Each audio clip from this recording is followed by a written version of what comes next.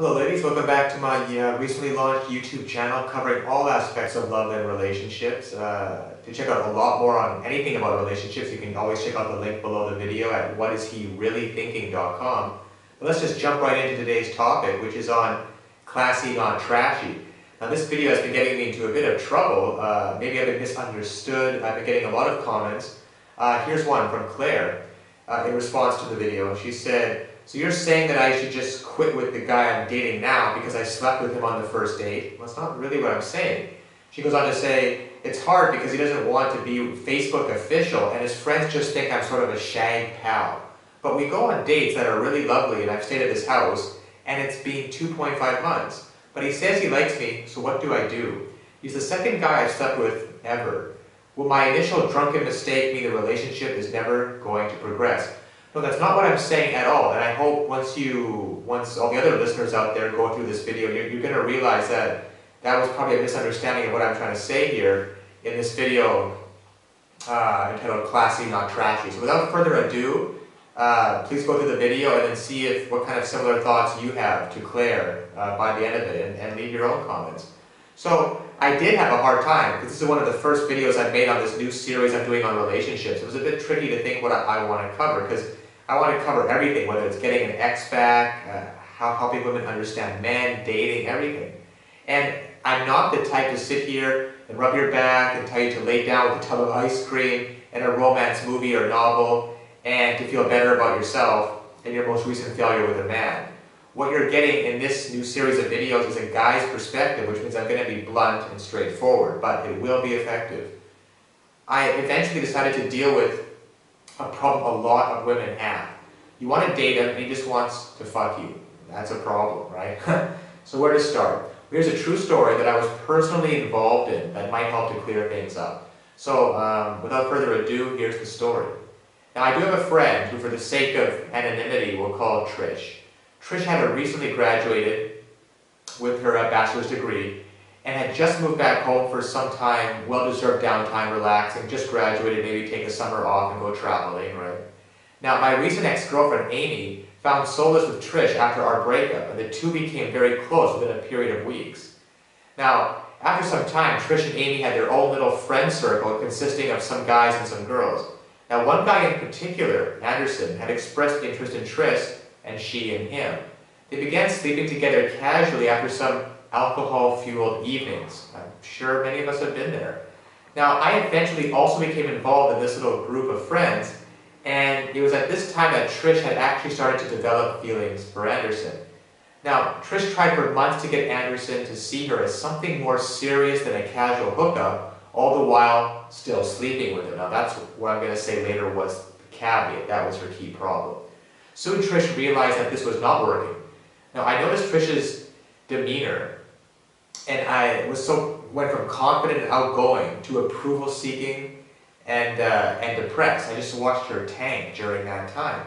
So I sat her down and talked to her, asking what the problem was one evening. She told me of her dilemma, and I blatantly looked at her and said this: "Trish, if he wanted to treat you like a lady, stop acting like a slut."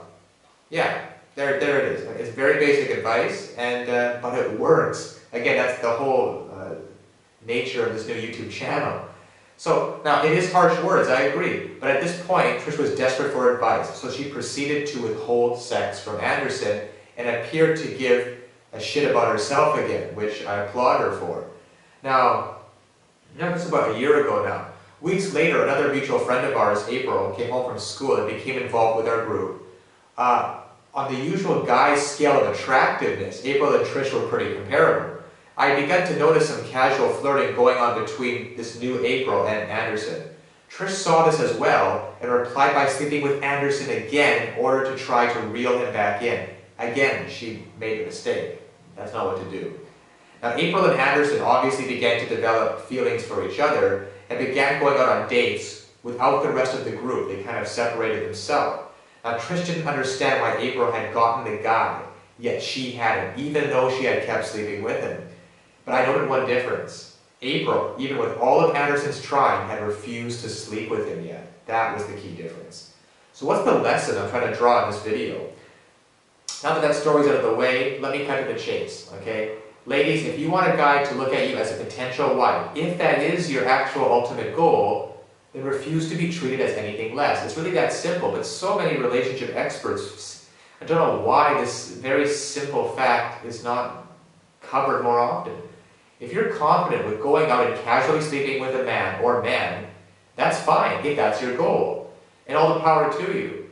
But don't for one instant believe you can ever turn that into something more. It doesn't lead to something more. You can't, and you never will be able to. Sit down, decide what you want in your life. What's your actual goals with dating these men? And refuse to settle for anything less. It's that simple. And this actually goes both ways for men and women. People will only treat you well if you demand to be treated well. So it all depends on what your goals are, right? If your goals are for casual relationships, then it's fine. If in the back of your mind the ultimate goal is marriage, don't do this random sleeping. You cannot act differently with different guys. That's another thing.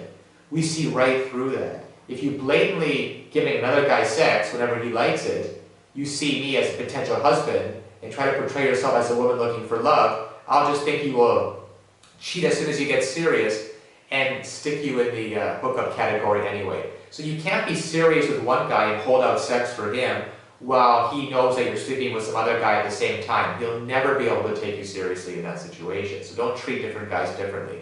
This needs to be a policy you apply to all guys. So I'm not going to tell you how long to make a guy wait before sleeping with him. There are no rules, how many months or anything like that, because that's not the point. What's important is that you show him that you value the relationship the two of you have in a more serious way than a drunken fling, right? You could date for 3 weeks, 3 months, 3 years, or even wait until marriage, the really old school way, just as long as you want. That's your own personal decision. But to be valuable, you have to give yourself value. So what's the actual method here? Here's a typical outline of how you want things to go if you're interested in a man and want to have a potential relationship with him that is something more. So first, you meet a man, either through mutual friends, at a bar, or in any other circumstance. That's how it always starts, right? Now at this point, you want to go through the usual flirting mannerisms, but keep things light and funny. Never move into a slutty, overtly sexual flirting. That's the quickest path to trash, as I just explained. You're allowed to be vaguely sexual, that's great, but just don't push it. If you want to be in a relationship, you should also know that better than go out looking like a hooker at this point, okay? Just keep it casual. Here are some examples of elegant women you can model yourself after. Elegance, not trash. Again, that's the key point here. Now, number 2, you and your previously sad man make plans for a legitimate date. So number 2, you and this guy you met maybe a few weeks ago, you now begin that first real legitimate date. And you don't have to worry about much at this point. Just make it known that you're interested in getting to know him, and as long as he isn't a complete dumbass, he should take care of the rest. There are a number of dates which he could set up that would be great. A nice dinner, an evening walk in the park, hiking, a picnic, etc. Although it's cliche, all those classic things still work great.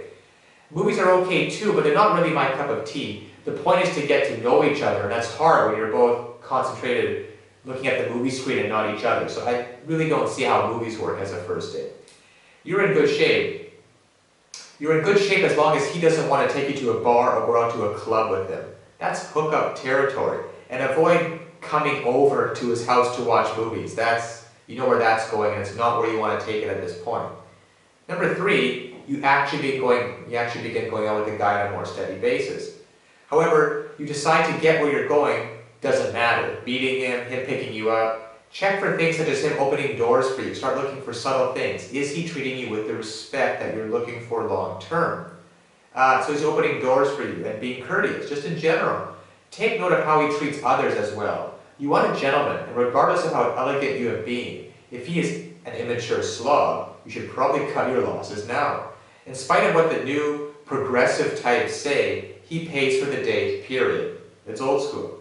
This is flexible later on, of course, but it's just more of a symbolic act in the beginning. It's reflective on him in the beginning. So for the first date, it's always his treat. Get to know each other, have fun, and be interested in him as a person. Now, after the date is over, you may or may not kiss him. That's your prerogative.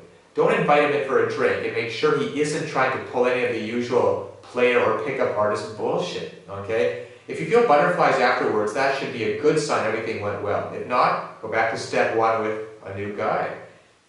So keep repeating steps 2 and 3, these continual dates, okay? Go through the motions of the previous steps repeatedly, getting increasingly more intimate and personal at each subsequent date. At this point, you should have an okay grasp of whether you two mesh, and whether it's going to work out. And if you don't feel compatible, let them down easy and go back to step 1.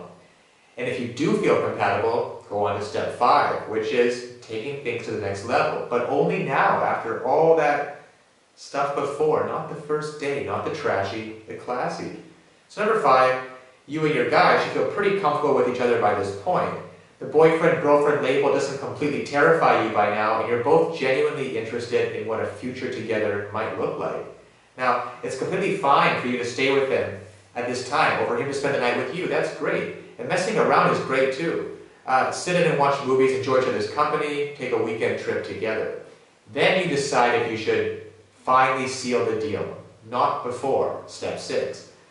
And this is completely optional. Some people try to wait until marriage for various reasons. If that's you, go for it, and best of luck. If not, that's great too. Then you can start having fun in the bedroom, but not until this point, after all those previous dates.